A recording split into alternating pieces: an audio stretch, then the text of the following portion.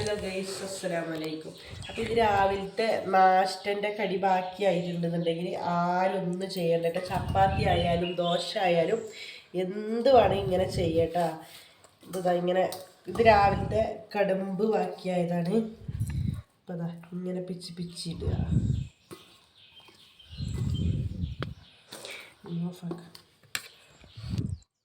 ഒരു സ്പൂണ് വെളിച്ചെണ്ണ അടുപ്പത്ത് വെക്കുക.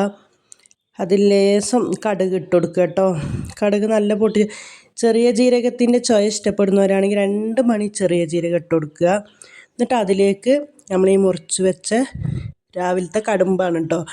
ഇഡ്ഡലി ആയാലും ദോശ ആയാലും പുട്ട് എന്ത് വേണമെങ്കിലും വൈകുന്നേരം ഇങ്ങനെ കുട്ടികൾ സ്കൂളിൽ വരുമ്പോൾ ആക്കി കൊടുത്താൽ നല്ല ടേസ്റ്റാണ്. എന്നിട്ട് വെളിച്ചെണ്ണയിൽ നല്ല റോസ്റ്റ് ആക്കിയിട്ട് എടുക്കുക. എന്നിട്ട് അതിൽ നിങ്ങൾക്ക് വെറും മുളകും പൊടി മഞ്ഞൾപ്പൊടി മല്ലിപ്പൊടി ഇട്ടിട്ട് അങ്ങനെയും ചെയ്യാം. ഞാനിപ്പോൾ ചെയ്യണത് എന്താ പറഞ്ഞിട്ടുണ്ടെങ്കിൽ മീറ്റ് മസാലയും പിന്നെ ഗരം മസാല ഇട്ട് കൊടുക്കുകയാണ് കേട്ടോ.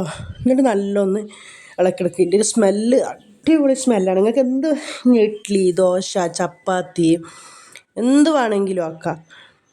കുറച്ച് തോനെ ഉണ്ടെന്നുണ്ടെങ്കിൽ ഇതിപ്പോൾ ഞാൻ ആകെ ഇത്രയേ ഉള്ളൂ. രാവിലത്തെ ഇത്രയേ കടുമ്പ് ഉണ്ടായിട്ടുള്ളൂ. ഇതിലേക്ക് ഇത്ര ലെമൺ പിഴിഞ്ഞ് കൊടുക്കുകയാണെങ്കിൽ ഒന്നും കൂടി രസമുണ്ട് കേട്ടോ. ഒരു നുള്ളുപ്പിട്ട് കൊടുക്കുക. ആ മസാലയ്ക്ക് ഒന്ന് പിടിക്കാൻ വേണ്ടിയിട്ട് ഒരു നുള്ളുപ്പിട്ട് കൊടുക്കുക കേട്ടോ.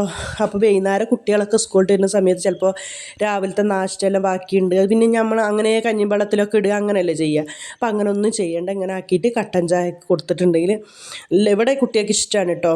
ഞാൻ ഒരു നാഷ്ട അങ്ങനെ ഇവിടക്കാക്കി കളയലില്ല. ഒക്കെ വൈകുന്നേരം ആകുമ്പോൾ ഇങ്ങനെ ആക്കി കൊടുക്കലാണ് കേട്ടോ. സൂപ്പർ ടേസ്റ്റാണ്. അപ്പോൾ എല്ലാവരും ഒന്ന് ട്രൈ ചെയ്ത് നോക്കി.